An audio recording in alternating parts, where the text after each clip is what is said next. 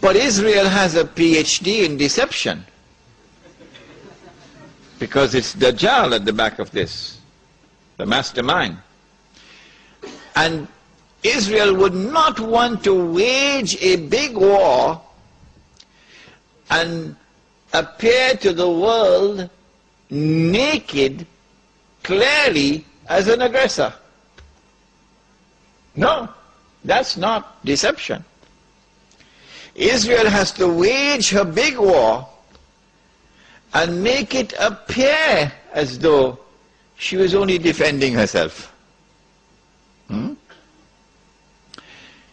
The only Muslim I know of who has had the capacity to be able to penetrate the deception that has been going on all these years, the only one I know of, was a man who never went to Al-Azhar University.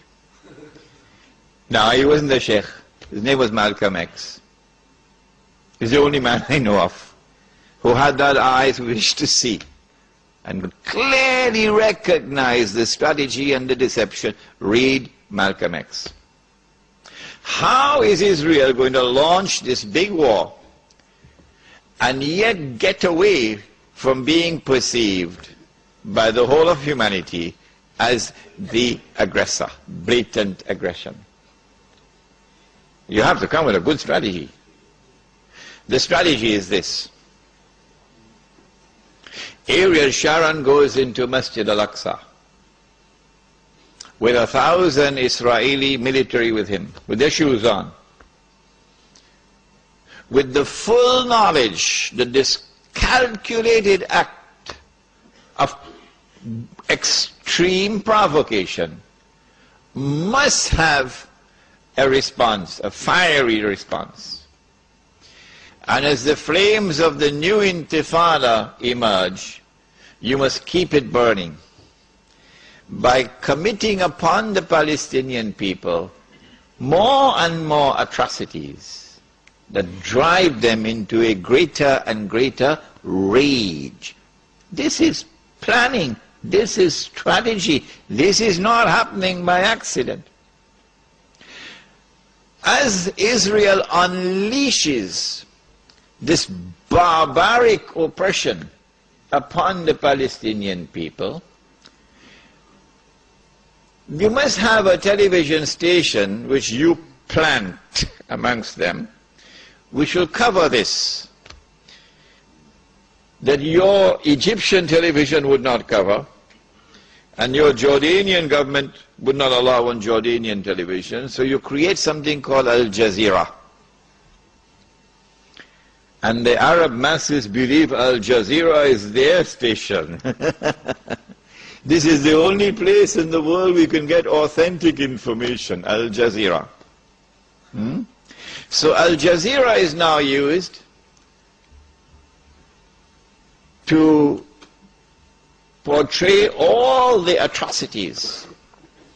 And so around the Arab world, the masses only have to tune into Al Jazeera, and they know what's happening. And so the Arab masses become more and more angry. Impending scenario in which, like the domino effect, governments around the world of Islam, they will claim, are now going to fall. And the world of Islam is rising up now. And one-eyed Muslims, of course, are going to believe it. The world of Islam is now going to rise up, and all these governments are going to be swept away. And authentic governments representing the Muslim masses will now emerge. And therefore the Jews are going to have their throats cut. This is going to be the most dangerous moment in the entire life of the world of Jews. The media will portray it.